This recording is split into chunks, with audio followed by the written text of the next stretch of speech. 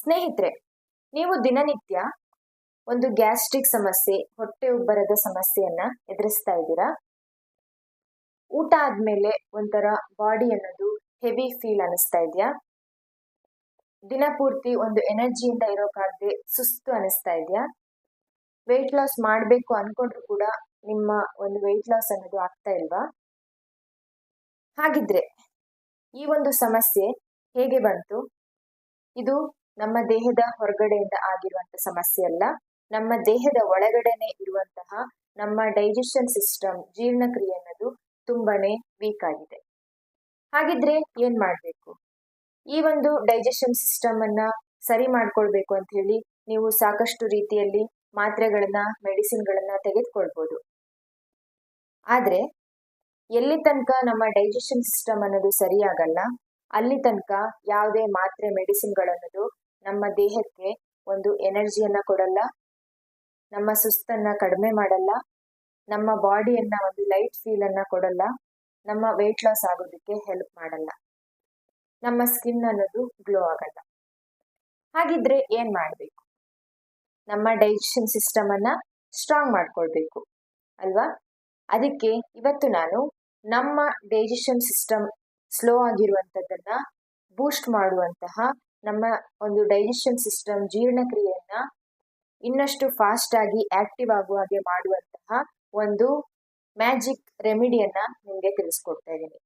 ಈ ಒಂದು ರೆಮಿಡಿಯನ್ನ ನಾವು ದಿನನಿತ್ಯ ತೆಗೆದುಕೊಳ್ತಾ ಬರೋದ್ರಿಂದ ಇದು ನಮ್ಮ ಡೈಜೆಷನ್ ಸಿಸ್ಟಮ್ ಅನ್ನ ಇಂಪ್ರೂವ್ ಮಾಡೋ ಮುಖಾಂತರ ನಮ್ಮ ವೆಯ್ಟ್ ಲಾಸ್ಗೆ ಹೆಲ್ಪ್ ಮಾಡುವಂಥದ್ದು. ಹಾಗಿದ್ರೆ ತಡ ಮಾಡೋದು ಬೇಡ, ಆ ಒಂದು ರೆಮಿಡಿ ಯಾವುದು ಅಂತ ತಿಳ್ಕೊಳ್ಳೋಣ. ನಿಮ್ಗೂ ಕೂಡ ತಿಳ್ಕೊಳ್ಳೋ ಕುತೂಹಲ ಇದ್ರೆ ವಿಡಿಯೋನ ಸ್ಕಿಪ್ ಮಾಡದೆ ಕೊನೆವರೆಗೂ ನೋಡಿ.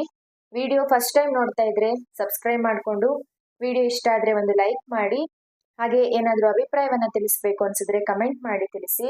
ವಿಡಿಯೋ ಪಕ್ಕದಲ್ಲಿರುವ ಬೆಲ್ ಐಕನ್ ಪ್ರೆಸ್ ಮಾಡಿದ್ರೆ ನಾವು ಮಾಡುವಂತಹ ಎಲ್ಲ ಹೊಸ ವಿಡಿಯೋಗಳ ನೋಟಿಫಿಕೇಶನ್ ಅನ್ನೋದು ನಿಮ್ಗೆ ಮೊದಲನೇದಾಗಿ ಬರುತ್ತೆ. ಹಾಗಿದ್ರೆ ನಮ್ಮ ಒಂದು ಡೈಜೆಷನ್ ಸಿಸ್ಟಮ್ ಅನ್ನ ಫಾಸ್ಟ್ ಮಾಡೋ ಮುಖಾಂತರ ನಮ್ಮ ಹೆಲ್ತ್ ಅನ್ನ ಸರಿ ಮಾಡ್ಕೊಳ್ಬಹುದಾದಂತ, ನಮ್ಮ ಸಮಸ್ಯೆಯಿಂದ ದೂರ ಬರ್ಬೋದಾದಂತ, ಹಾಗೆ ನಮ್ಮ ವೆಯ್ಟ್ ಲಾಸ್ ಅನ್ನ ಮಾಡ್ಕೊಳ್ಬಹುದಾದಂತ ಈ ಒಂದು ರೆಮಿಡಿ ಯಾವುದು ಅನ್ನೋದನ್ನ ತಿಳ್ಕೊಂಡ್ ಬರೋಣ. ನಮ್ಮ ಜೀರ್ಣ ಶಕ್ತಿ ಅಥವಾ ಡೈಜೆಷನ್ ಸಿಸ್ಟಮ್ ಅನ್ನ ಚೆನ್ನಾಗಿ ಇಟ್ಕೊಳ್ಳೋದಕ್ಕೆ, ಸ್ಟ್ರಾಂಗ್ ಮಾಡೋದಕ್ಕೆ ತಯಾರಿಸುವಂತ ಈ ಒಂದು ರೆಮಿಡಿಗೆ ನಾನಿಲ್ಲಿ ಒಂದು ಪಾತ್ರೆಗೆ ಒಂದು ದೊಡ್ಡ ಗ್ಲಾಸಲ್ಲಿ ನೀರನ್ನ ಹಾಕಿದ್ದೀನಿ. ನೀರು ಚೆನ್ನಾಗಿ ಕುದೀತಾ ಇರುವಾಗ 1 ಸ್ಪೂನ್ ಅಷ್ಟು ಫೆನಲ್ ಸೀಡ್ಸ್ ಅಥವಾ ಸೋಂಪು ಕಾಳನ್ನ ಹಾಕ್ತಾ ಇದ್ದೀನಿ. ಈ ಒಂದು ಸೋಂಪು ಕಾಳನ್ನ ಬಳಸೋದ್ರಿಂದ ಇದರಲ್ಲಿರುವಂತಹ ಹೆಚ್ಚಿನ ಫೈಬರ್ ಅಂಶ ಅನ್ನೋದು ನಮ್ಮ ಹಸಿವನ್ನ ಕಂಟ್ರೋಲ್ ಮಾಡುತ್ತೆ. ಇದರಿಂದ ಕ್ಯಾಲರಿ ಇಂಟೇಕ್ ಅನ್ನೋದು ಕಡಿಮೆ ಆಗುತ್ತೆ. ಹಾಗೆ ನಮ್ಮ ದೇಹ ಪೋಷಕಾಂಶಗಳನ್ನ ಸರಿಯಾದ ರೀತಿಯಲ್ಲಿ ಹೀರಿಕೊಳ್ಳೋದಕ್ಕೆ, ನಮ್ಮ ಡೈಜೆಷನ್ ಸಿಸ್ಟಮ್ ಅನ್ನ ಇಂಪ್ರೂವ್ ಮಾಡೋದಕ್ಕೆ ಸಹಾಯ ಮಾಡುವಂಥದ್ದು.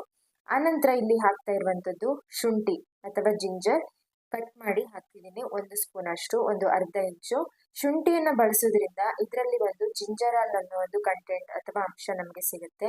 ಇದು ನಮ್ಮ ದೇಹದಲ್ಲಿ ಬ್ಲಡ್ ಶುಗರ್ ಲೆವೆಲ್ನ ಕಂಟ್ರೋಲ್ ಮಾಡೋ ಮುಖಾಂತರ ಸಂಗ್ರಹವಾಗಿರುವ ಕೊಬ್ಬನ್ನ ಸುಡೋದಕ್ಕೆ ಸಹಾಯ ಮಾಡುತ್ತೆ. ಹಾಗೆ ನಮ್ಮ ದೇಹದಲ್ಲಿ ಉಷ್ಣತೆಯನ್ನು ಹೆಚ್ಚಿಸಿ ನಮ್ಮ ದೇಹ ಹೆಚ್ಚು ಕ್ಯಾಲೋರಿಯನ್ನ ಬರ್ನ್ ಮಾಡೋದಕ್ಕೂ ಕೂಡ ಸಹಾಯ ಮಾಡುವಂಥದ್ದು. ಈ 2 ಪದಾರ್ಥಗಳನ್ನ ನೀರಿನಲ್ಲಿ ಚೆನ್ನಾಗಿ ಕುದಿಸೋ ಮುಖಾಂತರ ಆನಂತರ ನಾವಿಲ್ಲಿ ಒಂದು ಗ್ಲಾಸಿಗೆ ಅದನ್ನ ಶೋಧಿಸ್ಕೊಳ್ಬೇಕು.